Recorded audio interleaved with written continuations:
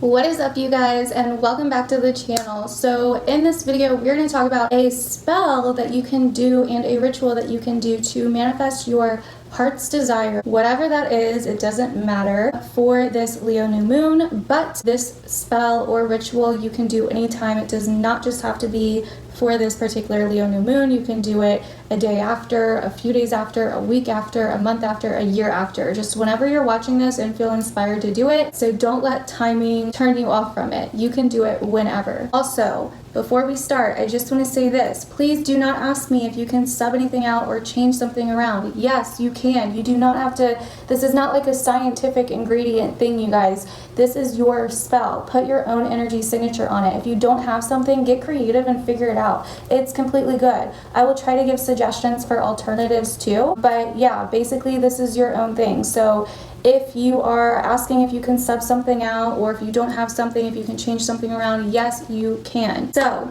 basically this is a ritual and a spell. The ritual is optional. You can either do it before the spell or not do it at all. Just really go with your own intuition with this. You can do this differently. It doesn't matter. This is all about putting your own energy, your own creative spin on it. These are just ideas of how you can do a certain spell. I'm just kind of giving you like the ideas of how you can do this. Now, I have not done this particular spell just yet because I'm doing it for the Leo new moon. I have done plenty of spells like this before. It is similar to my goddess spell video that I did at the beginning of this year, which is something you can also do if you're interested for this new moon. But basically, you are manifesting your heart's desire. This is really whatever you want, and that's the main thing. This is step number one. You need to be clear on what it is that you truly want, what it is that your heart truly wants. This is going to be your intention. So you need to decide on your intention, and your intention is a decision within itself. You need to be clear on exactly what it is you want. This is like probably the most important part. And you also need to be clear on what's holding you back, because if you have some kind of fear or resistance within you that's holding you back, like,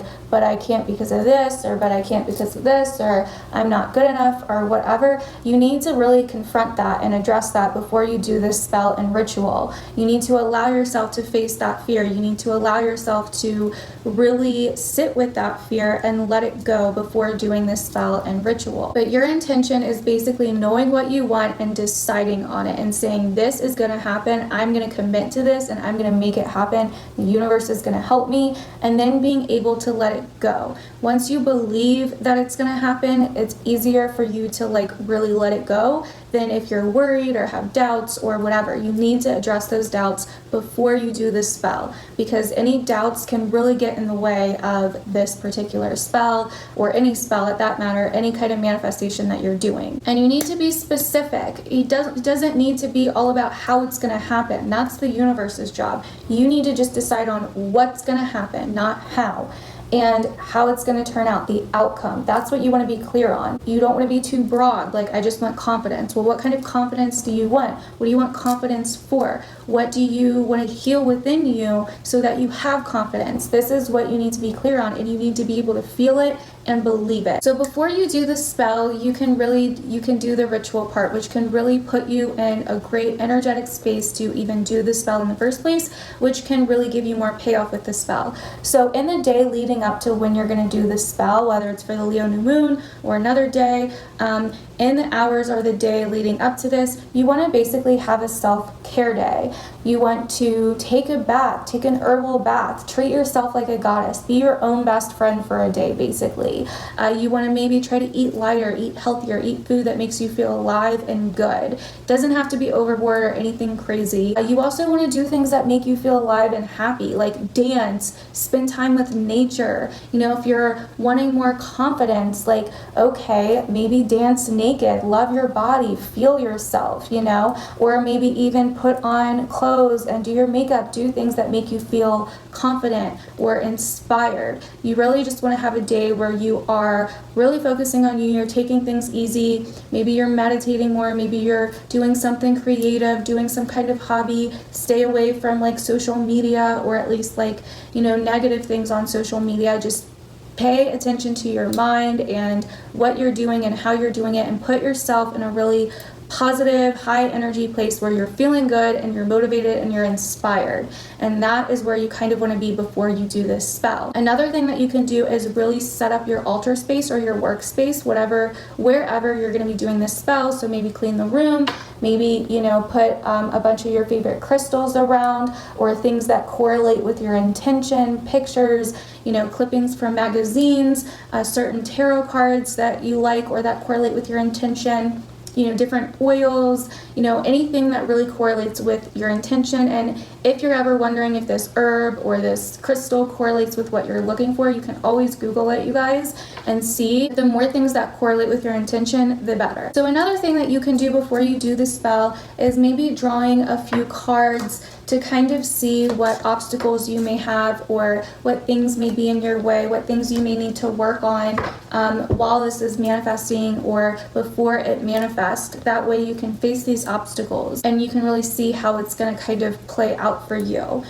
Even if you get like a bad card or a card that looks scary, it may just be that, this is something you need to face, or this is going to require your healing in order for you to manifest this thing, and that's okay. So don't get too scared out of your intention. If you pull like the Devil or the Nine of Swords or something, you can even pull Oracle cards if you feel more comfortable with that, however you want to do it. Like I said, whatever makes you comfortable, whatever feels right for you personally. So the next step is where we start really getting ready for this spell and doing the spell. So this is where you want to take certain objects and energies to capture physically your intention. And that's basically, in my opinion, what a spell is. It's using different things to really capture physically your intention of the spell that you put your energy into, therefore it manifests physically. So what you need for this are at least the 4 elements, which are air, water, fire, and earth. I'm going to kind of give examples of these elements. So with air really goes with where we set our intention, where we made the decision that this is what we want, this is what's going to happen, and I'm going to commit to making it happen. So another way that you can capture this physically is by writing it on a small piece of paper, writing your intention on a small piece of paper. You can also make a sigil if you know how to do that, whatever kind of works for you. So the second element is emotion, which is water. So this is where we really need to feel our intention. We need to visualize the outcome of the intention happening and really feel it with our hearts and be open with our hearts to it. So really creating that feeling within you of excitement and joy when this intention manifests, and how it will make you feel is really part of it. And to capture the emotion, we can use water. We can either take normal water or moon water, which is water that has been charged in the moonlight, it doesn't matter, or even essential oils. And we can take, all we really need is a few drops for this spell, but we can take that water or oils and really put our energy into it by, if you put it in like a little bottle or something before you use it for this spell, you can hold onto that bottle while you're feeling the energy and visualizing your intention to charge that with your intention. Now the second element is fire. So fire is all about our desire, passion, will, and energy, the belief that this is going to happen, the drive to make it happen. And the best way that we can capture fire physically is with candles. And you will need a candle for this spell. You can either use a 7-day candle, but if you're doing the jar spell, which is what this spell is all about, which is mainly how I like to do these spells, you will probably need this kind of candle or a tea light candle. Either one is fine. Work with what you have. I'm going to give alternatives for this spell if you don't have a jar or can't work with a jar. So the fourth element is earth. So this is the physical realm. This is where we see physically our intention manifesting. Okay, so this is all about the physical, your body. This all goes into really physically making this happen. So the best thing to represent earth energy are crystals, the jar, and herbs, things like that. And you can always use herbs that you have in your kitchen or any herbs that you have and look them up to see if they correlate with your intention. Like I said, the more objects and things that go together that correlate with what you want, the better. So once you have all your objects to capture what it is you want with your intention, like I said, you can also use tarot cards, you can use pictures. What we're basically doing is making a vision jar instead of a vision board. So we are capturing the vision in this jar in whatever way that we can, whatever way that feels best for you. Like I said, if you have a candle, you can put the candle on a plate, capture the vision around the candle on the plate. You can decorate the candle, put herbs on the top of the candle, whatever feels right for you. If you don't have a jar, you can also use a bowl. Put the candle in the bowl by lighting, and that's how we're going to put it in the jar. We're going to light the end of it to warm it up and then stick it to the bottom of the jar so it stands up straight. But you want to make sure whatever you're using is clean and dry. You can sage everything before you use it. It's completely up to you. Like I said, do your own things, sub out what you need to. It doesn't matter. Do what feels right for you for this spell. So what you're going to want to do is decorate the front of the jar. You can put flowers, pictures, draw things on it, stick things on it, or if not, that's fine. You can just do the inner jar part.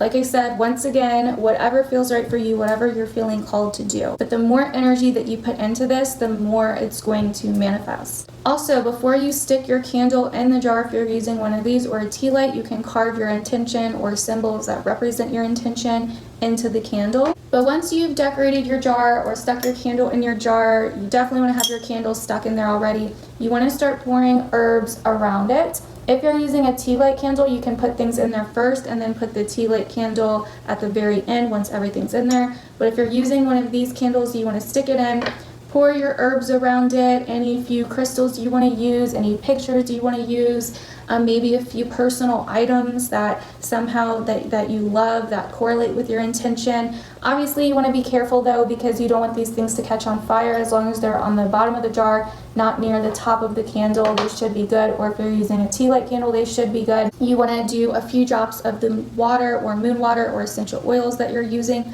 Not much, just a few drops.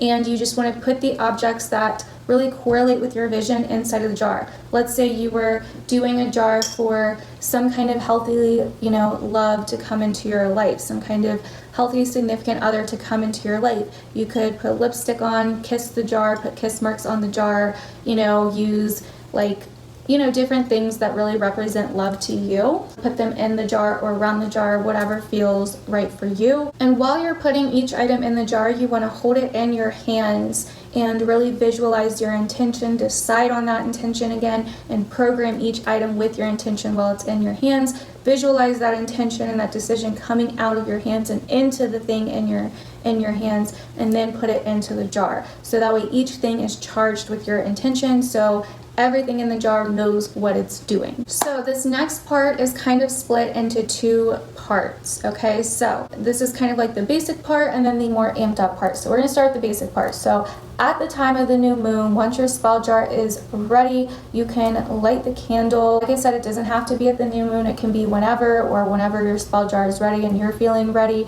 But you're gonna finally light the candle inside of the jar and take your intention paper and burn it in the candle. Be careful with this, obviously, because we're working with fire. You don't want to burn down your house. So please do this responsibly, or wherever, however it makes you feel safe to do it. If you're afraid you're going to burn your stuff in the jar, try to maybe do it in a different way. That's fine too. While you're burning your intention piece of paper, you want to feel your intention again. You want to bring this intention back into your mind by visualizing it, seeing the outcome, feeling the feelings, and deciding it will be so. And also committing to making it happen over the next 30 days, no matter what. So even if it's something long-term, like it's not going to happen in the next 30 days, commit to doing whatever you can to make it happen, basically. So once the paper is completely burned, that is your sign that it's time to let the intention go. It's time to give it to the universe or some kind of deities, whatever you want to work with. Once you release it, put the lid back on the jar, which will make your candle burn out. And if you're using a 7-day candle, put it out with like a snuffer or something, and then you're going to want to light it every day for 7 days while you're visualizing your intention, and then maybe leaving it lit for a little bit, snuffing it out, lighting it the next day, however you feel like you need to do it with the 7-day candle. So the second part of doing this, another way that you could do this, is to basically amp up your magic using sex magic. So I talked about this also in my goddess video, but basically it's using orgasm orgasmic energy to manifest and amp up your spell. Right after you light your candle, you would get yourself going on the edge to an orgasm, whether you wanted to do it with yourself or if you wanted to do it with someone else. I'd probably maybe try to do it with yourself, but as you're getting to your peak, really visualizing your intention, deciding that it's going to happen, visualizing the outcome, and committing to making it happen, and visualizing it manifesting. And visualize your orgasmic energy, basically amping up the spell and creating whatever your intention is. So once you basically have the orgasm, you can then take your fluids, obviously being safe and sanitary, but take your fluids and you can either put it around the rim of the jar and then burn your intention and close the jar. You can put it on your intention, whatever feels right for you, or not use your fluids at all. It doesn't matter. That's just something else that you could do that I've done before as well. And then once again, basically once you close the jar, letting it go, letting the universe figure out how it's going to happen. And so then you want to leave your jar or candle, plate, bowl, whatever you're using in the moonlight for that evening, and then retrieve it the next morning. You can put it in a safe place, you can hide it, do whatever you feel like you need to do with it. I would say maybe get it out of sight for this one so you're not constantly thinking about it, because that can also add energy to your spell and either block it or whatever. So then the next part, which is super important and a lot of people don't do, this part is to keep it moving, to start taking actions, even if they're small actions, to start meeting the universe halfway to manifesting what it is that your intention was. You are keeping the commitment by doing this. You are working with that physical earth and fire energy by doing this. You are basically taking the steps to meet the universe halfway, however that needs to be. So if you're manifesting love, for instance, and you've been single for a while or whatever, maybe you need to go out a little bit more. Maybe you need to try out some dating sites or make some social media accounts, whatever feels comfortable for you. Putting yourself out there a little bit more to meet the universe halfway is going to help, okay? Maybe if you're looking, maybe if you're trying to get your dream job, or you're trying to start your own business, maybe finally creating that website or looking into taking that class, whatever it may be, but taking this action is such a crucial step that a lot of people never talk about, because what happens is we do the spell, we just expect something to show up on our front door and nothing changes. But if you commit it and you are super committed to it, you believe it's going to happen, and you start taking the actions to meet the universe halfway, then it is almost basically guaranteed to happen, unless for some reason or another fate intervenes and it's like, no, this isn't happening right now for some reason. And this is also about facing any obstacles or hurdles that come up. This is not the universe saying this isn't for you necessarily. This is the universe saying, hey, you need to work on something before we can completely bring this, and before we can completely create this for you. So pushing through, facing the fears is also going to be a huge way that's going to add energy to this manifesting in your life. Keep moving, keep believing, and this will probably definitely manifest in your life if it's supposed to. But normally there's a reason that we have the desire in our heads, if that makes sense. So the last step is to not overthink it, to not start doubting it, to not be analyzing all the time or thinking about what you manifested all the time, because that's adding energy to it, which can then in return block it from manifesting or create even more issues with it manifesting. So keep that in mind as well. So that is basically everything for this particular spell and ritual on manifesting your heart's desire. Hopefully this was helpful for you guys. Definitely tag me on my social medias if you'll be trying this spell and ritual, and also make sure that you're not telling anybody exactly what you manifested. It's okay to take pictures and all that, but don't tell anybody exactly what your intention was, okay? Because that can also mess it up as well. So also keep that in mind. But yeah, I hope you guys enjoyed this video. Yeah, good luck with your manifesting, and I will see you guys in my next one.